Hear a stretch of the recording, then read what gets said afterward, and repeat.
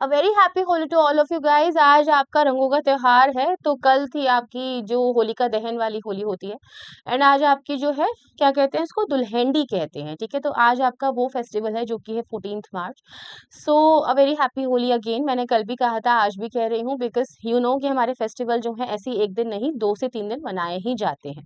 तो उसी के साथ साथ यहाँ पर एक छोटा सा कंसेप्ट भी मैं आपको पढ़ाने वाली हूँ, ठीक है, विच इज नोन एज की टर्म्स। ठीक है, तो आप लोगों ने ये चैप्टर मेरे साथ अभी कुछ दिनों पहले ही करा है, ठीक है, और हम लोगों ने इसमें सोशल इंस्टीट्यूशन यानी कि क्या हमारे अलग अलग सामाजिक संस्थान हैं उनके बारे में देखा था। ऑल राइट, तो अब इसी पर्टिकुलर चैप्टर के अंदर आप यहाँ पर क्या देखने वाले हो कि कौन से की टर्म्स हैं जो आपको याद रहने चाहिए। ठीक है, उनको अब आप यहाँ पर देखेंगे उन की टर्म्स को, ताकि आप लोग इसको एग्जाम में बिल्कुल भी छोड़े नहीं और अच्छे से जाकर के पेपर में लिख करके जरूर आए।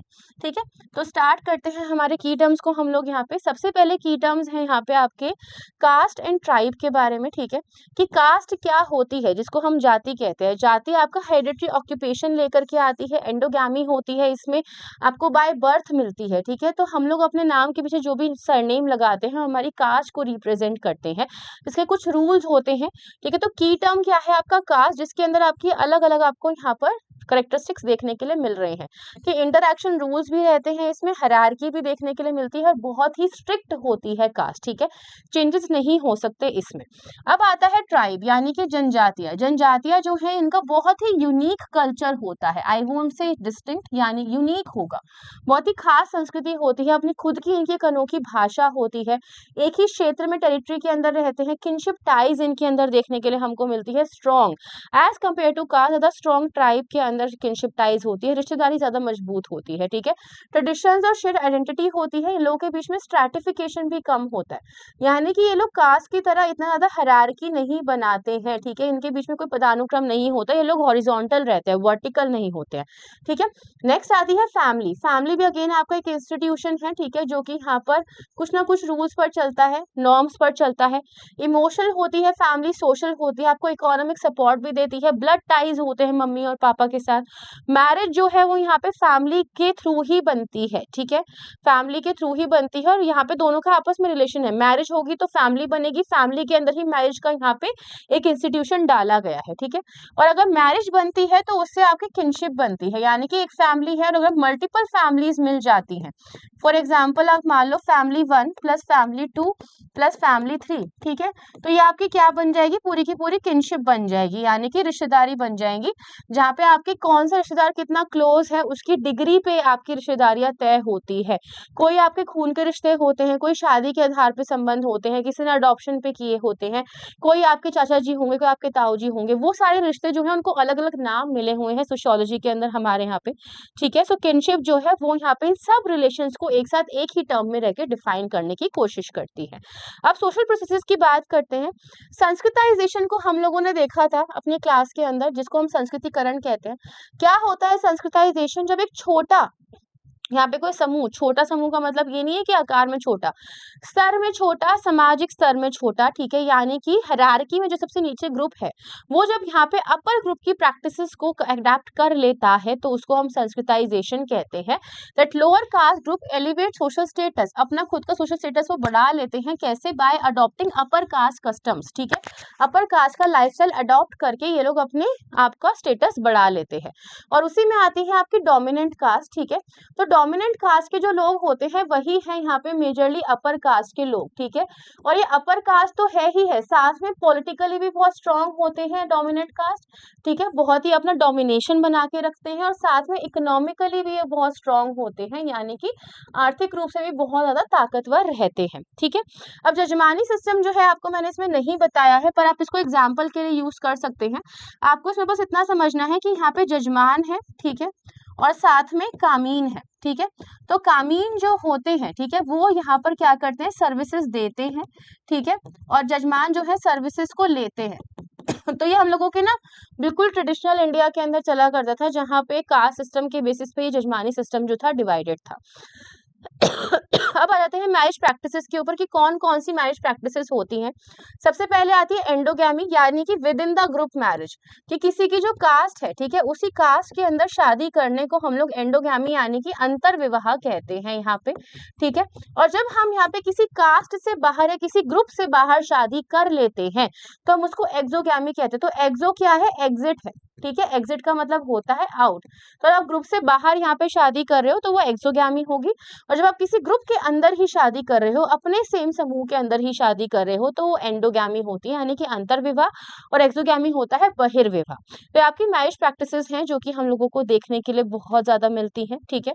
सोशल स्ट्रैटिफिकेशन, सोशल स्ट्रैटिफिकेशन में आपने अभी देखा तो वर्णा सिस्टम जो है, ठीक है, उसने कास्ट को जन्म दिया है, और कास्ट के बाद जैसे मॉडर्नाइजेशन हुआ तो क्लास आ गई, ठीक है। लेकिन हम लोग यहाँ पे सिर्फ और सिर्फ वर्णा सिस्टम और कास्ट के बारे में समझते हैं। समाजिक स्तरीकरण का मतलब होता है कि आपने अलग अलग ग्रुप्स को अलग अलग स्टेटास में बांट दिया वर्टिकली, ठीक है। तो अगर आप देखोगे तो वर्णा सिस्टम में मैंने जो आपको बताया था यूट्यूब की क्लास के अंदर, उसमें यही था कि ब्राह्मण सबसे ऊपर है, क्षत्रिय आते हैं, फिर उसके बाद यहाँ पे वैश्य आते हैं, फिर उसके बाद कौन आते हैं? शूद्राज आते हैं, ठीक है। तो वो यहाँ पर जितने भी आ रहे हैं सारे के सारे वर्णा के आधार पे आ रहे हैं, और वर्णा में आपको 4 तरह के वर्णा देखने के लिए मिलते हैं जो कि हिंदुइज्म के अंदर ही है। ब्राह्मण सबसे पहले होते हैं, फिर क्षत्रिय होते हैं, फिर वैश्य होते हैं, फिर शूद्रा होते हैं। और ये जो है इसके अंदर भी सब कास्ट होती है, ठीक है, सब कास्ट यानी कि उपजातियां होती हैं जो कि गोत्रा के बेसिस पर डिफाइन होती है, ठीक है। और गोत्रा क्या है? आपकी वंशानुगत प्रणाली है, ठीक है, यानी कि वंशीय प्रणाली है, जहाँ पे आपकी लीनिएज सिस्टम को देखा जाता है कि आपके एंसेस्टर्स कौन थे, उनका नाम ही आप लेकर के चलते हो। जैसे कि ब्राह्मण्स में हम लोग कहते हैं ना, किसी का भारद्वाज गोत्र है, किसी का वशिष्ठ गोत्र है, तो वो एक्चुअल में यहाँ पे अलग अलग लीनिएजेस से ही आया है, पर है किसका हिस्सा? एक बहुत बड़े सिस्टम का, जो कि है वर्णा सिस्टम, यानी कि वर्णा प्रणाली। और ये वर्णा प्रणाली जो है यहाँ पे क्या संदर्भित करता है? सोशल स्ट्रैटिफिकेशन को दिखाता है। ऑलराइट, अब आती है ट्राइबल सोशल ऑर्गेनाइजेशन, ठीक है। ट्राइबल सोशल ऑर्गेनाइजेशन के आप देखोगे अगर, तो यहाँ पे ना टोटमिज्म नाम की एक प्रैक्टिस होती है, ठीक है। टोटमिज्म जो है यहाँ पे नेचुरल ऑब्जेक्ट की पूजा करना होता है, ठीक है। थोड़ी बहुत चीजें ना मैं आपको जानबूझ करके एक्स्ट्रा बता रही हूँ। नेचुरल ऑब्जेक्ट को यहाँ पे वर्शिप करना जो होता है टोटमिज्म कहलाता है, ठीक है। नेक्स्ट आती है पेट्रियार्की। तो किसी ट्राइब के अंदर यहाँ पे पितृ सत्ता चलती है कि जो लीडर है ट्राइब का, वो यहाँ पे सबसे ओल्डर मेल मेंबर होगा, या फिर मेट्रियार्की चलती है। तो मात्र सत्ता जो है वो सिर्फ और सिर्फ ट्राइब में ही नहीं देखने को मिल रही है आपको, ये दोनों की दोनों जो सत्ताएं हैं यहाँ पे आपको कास्ट सिस्टम के अंदर और फैमिली के अंदर भी देखने के लिए मिलेगी इंडिया के अंदर, ठीक है। फैमिली और कास्ट में भी देखने के लिए मिलते हैं। एक बहुत ही कॉमन सा प्रोसीजर है ये पेट्रियार्की मेट्रियार्की का। जहाँ पे मेन प्राइमरी पोजीशन को होल्ड करते हो पेट्रियार्की हो, जहाँ पे वुमेन प्राइमरी पोजीशन को होल्ड करती है, जहाँ पे पावर एक वुमेन के पास रहती है, फैमिली की सबसे ज्यादा जो एल्डर वुमेन है उसके पास, तो वो मेट्रियार्की होता है, मातृ सत्ता होता है, ठीक है। अब इसी के हिसाब से आप और बाकी के फैमिली स्ट्रक्चर्स को देखोगे, मेट्रीलिनियल सोसाइटी वो होती है जहाँ पे लीनिएज यानी कि वंश जो है और इनहेरिटेंस धन संपत्ति मदर की साइड से ट्रेस करी जाती है। तो मेट्री से आप समझ जाओ यहाँ पे मदर, तो और लीनिएज का मतलब क्या होता है? मेट्रीलिनियल का मतलब है लीनिएज यानी कि वंश, यानी कि मात्र और वंश, ठीक है। जो आपका यहाँ पे माता के थ्रू वंश चल रहा है उसको हम लोग मेट्रीलिनियल कहते हैं। ऐसे ही पेट्रीलिनियल है जहाँ पे पिता के थ्रू वंश चल रहा है, ठीक है, पिता के थ्रू वंश चल रहा है, फादर के through, patri as in father, okay. उसके बाद आपके दोनों के दोनों सिस्टम जो है इसी के बेसिस पे हम लोग डिसाइड करते हैं कि सोसाइटी मेट्रियार्क होगी, कि सत्ता किसकी होने वाली है, या पेट्रियार्क होगी। ऑलराइट, फिर आती है आपके यहाँ पे जॉइंट फैमिली। जॉइंट फैमिली के अंदर जब बहुत सारी जनरेशन्स, मल्टीपल जनरेशन साथ में रहती हैं, ठीक है, एक ही छत के नीचे, और उनकी प्रॉपर्टी की ओनरशिप भी एक है, एक ही किचन में खाना बनाते हैं, तो ये सामूहिक परिवार हो जाते हैं। लेकिन अगर यही परिवार टूट करके छोटे छोटे अलग परिवारों में बिखर जाते हैं, जहाँ पे सिर्फ एक या दो जनरेशन रह रही है, यानी कि मदर फादर प्लस उनके बच्चे, ठीक है, एफएमसी जिसको हम कह सकते हैं, एफएमसी इज अ कोड जो न्यूक्लियर फैमिली के लिए यूज हो रहा है, ठीक है। यहाँ पे एफएमसी, ठीक है, और प्लस प्लस, ठीक है, ये अगर आप लगा दोगे तो ये आपका जॉइंट फैमिली बन जाता है। प्लस प्लस क्या है? और भी जनरेशंस, और भी भाई बहन, ठीक है, वो सब लोग जो यहाँ पे साथ में और रह रहे हैं, ठीक है।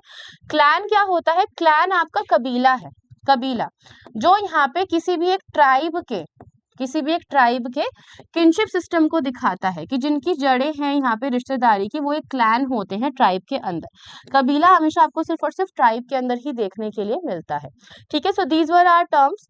Alright guys, so again a very very happy Holi, and फिर से रिमाइंडर दे रही हूँ, एप्लीकेशन को डाउनलोड कर लो अभी तक नहीं किया है तो, आपको आने वाले टाइम में बहुत हेल्प करेगी। और ये आपका जो QR कोड है यहाँ पे, इसकी हेल्प से आप एप्लीकेशन को लेकर के इसको स्कैन कर सकते हो अपने कैमरा से, या फिर जो भी आपके पास डिवाइस होगा, स्कैन करिए, सीधा आपके पास एप्लीकेशन का जो पोर्टल है वो खुल जाएगा, वहां से डाउनलोड करिए। It is going to benefit you a lot.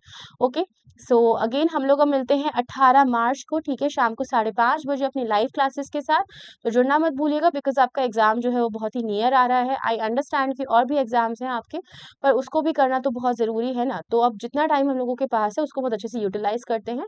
Happy studying, again a very very happy Holi, bye bye and take care.